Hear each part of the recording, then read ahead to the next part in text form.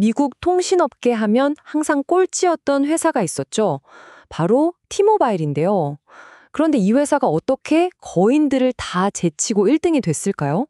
오늘 바로 그 정말 드라마 같은 역전 스토리를 한번 파헤쳐 보겠습니다.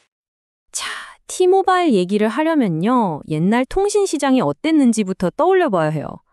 혹시 2년 약정, 뭐만 하면 붙는 위약금, 해외 나가면 폭탄 맞는 로밍 요금 다들 기억나시죠? 생각만 해도 진짜 답답했던 시절이었습니다. 바로 그 모든 불합리한 것들을 말 그대로 다 박살내버린 한 회사가 있었습니다. 지금부터 T모바일이 어떻게 통신 시장의 판을 완전히 뒤집어 엎었는지 그 반란의 이야기를 시작해 보겠습니다. 네, 그럼 먼저 시간을 거슬러 올라가서 2013년 이전의 T모바일, 그러니까 모두에게 만년 약채 취급받던 그 시절부터 한번 살펴보겠습니다. 보시는 것처럼 당시 미국 통신 시장은 버라이즌, AT&T, 그리고 스프린트 이 세 회사가 꽉 잡고 있었어요. T모바일은요? 보시다시피 그냥 부동의 4위였죠. 아무도 신경 안 쓰는 그런 존재였습니다. 그런데 2013년에 정말 엄청난 인물이 등장합니다. 바로 존 레저라는 새로운 CEO인데요. 이 사람이 오면서 모든 게 바뀌기 시작해요. 그냥 단순히 회사를 운영하러 온 게 아니라 아예 이 판 자체를 뒤엎어버릴 작정으로 온 거죠. 존 레저가 들고 온 전략은 그냥 경쟁이 아니었습니다. 이건 거의 전쟁 선포였어요. 언캐리어라는, 그러니까 통신사가 하지 말아야 할 짓을 하는 통신사라는 기치를 내걸고 업계의 모든 낡은 관행과 규칙에 정면으로 맞서기 시작합니다. 원캐리어 전략, 이거 개념은 정말 간단해요. 고객들이 통신사 하면 뭘 제일 싫어할까? 이걸 파고드는 겁니다. 고객들이 느끼는 불만, 짜증나는 점들, 이걸 고통점, 영어로는 페인 포인트라고 부르면서요. 하나씩 아주 그냥 뿌리 뽑듯이 없애버리기 시작한 거죠. 와, 이 변화의 속도를 한번 보세요. 이게 진짜 놀랍습니다. 2013년에 2년 약정 없애버리고 다음 해에는 다른 통신사 위약금까지 대신 내준다고 하고 그러다 무제한 데이터 요금제 부활시키고 와, 이건 경쟁사들이 정신 차리고 대응할 시간조차 주지 않은 거예요. 그냥 시장을 폭격해버린 거죠. 결과는 어땠을까요? 보시는 그대로입니다. 불과 1년 전만 해도 가입자가 80만 명 넘게 빠져나가던 회사가 1년 만에 440만 명이 늘어나는 말도 안 되는 반전을 보여줍니다. 소비자들은 그야말로 열광했고요. T모바일은 이때부터 시장 점유율을 무섭게 먹어치우기 시작합니다. 자, 이렇게 고객들의 마음을 사로잡는 데는 일단 성공했습니다. 그럼 다음은 뭘까요? 바로 기술이죠. T모바일은 이제 미래를 내다봤고 그들의 다음 전쟁터는 바로 5G였습니다. 여러분, 5G가 그냥 다 같은 5G가 아니에요.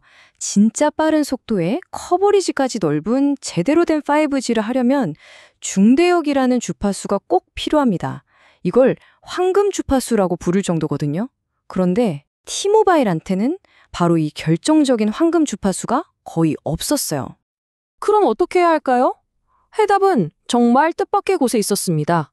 아이러니하게도 T모바일의 경쟁사였던 스프린트가 이 황금 주파수를 엄청나게 많이, 심지어 쓰지도 않고 그냥 가지고 있었던 거예요. 그래서 T모바일은 정말 대담하고 논란이 많은 결정을 내립니다.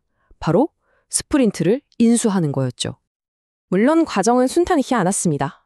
엄청난 법정 다툼 끝에 2020년에 드디어 합병이 승인됐어요. 그리고 이 순간 T모바일은 스프린트가 가지고 있던 2.5GHz 대역의 그 막대한 황금 주파수를 전부 손에 넣게 됩니다. 이건 5G 전쟁에서 이길 수 있는 최종 병기를 얻은 거나 마찬가지였죠. 자, 합병으로 미국 통신 시장의 판도가 그야말로 지각 변동 수준으로 바뀝니다. 만년 4위, 약체로 불리던 T모바일이 이제는 누구도 무시할 수 없는 거인이 된 거죠. 결과적으로 시장은 새로운 빅3 체제로 재편됐습니다. 이제 T모바일은 단순히 요금만 싼 회사가 아니라 5G 네트워크 품질 면에서 버라이즌이나 AT&T와 동등하게, 아니 오히려 더 앞서 나가는 진짜 강력한 경쟁자가 된 겁니다. 정말 대단한 변화죠. 그럼 지금의 T모바일은 뭘로 돈을 벌고 있을까요? 크게 세 가지 성장 엔진이 있습니다. 첫째, 뛰어난 5G 네트워크로 경쟁사 고급 고객들을 뺏어오는 후불요금제. 둘째, 메트로라는 브랜드로 꽉 잡고 있는 선불 시장. 그리고 마지막으로 가장 중요한 게 바로 이 5G 홈 인터넷입니다. 이건 아예 통신 시장을 넘어서 케이블 인터넷 회사들의 밥그릇을 위협하는 가장 무서운 성장 동력이라고 할 수 있죠. 하지만 여러분, 1등이 되면 끝일까요? 아니죠. 이제는 지켜야 할 왕좌가 생긴 겁니다. 그리고 왕좌를 노리는 새로운 아주 강력한 도전자들이 사방에서 나타나기 시작했습니다. 지금 가장 치열한 전쟁터는 바로 여기입니다. 무선 통신사와 케이블 회사의 대결이죠. 쉽게 말해서 T모바일은 자기들 5G 망으로 케이블 회사들의 인터넷 고객을 뺏어오고 있고요. 반대로 컴캐스트 같은 케이블 회사들은 우리 인터넷 쓰면 휴대폰 싸게 해줄게 하면서 T모바일의 휴대폰 고객을 뺏어가는 그야말로 서로의 영역을 침범하는 총력전이 벌어지고 있는 겁니다. 이 케이블과의 전쟁만 있는 게 아닙니다. 리스크는 또 있죠.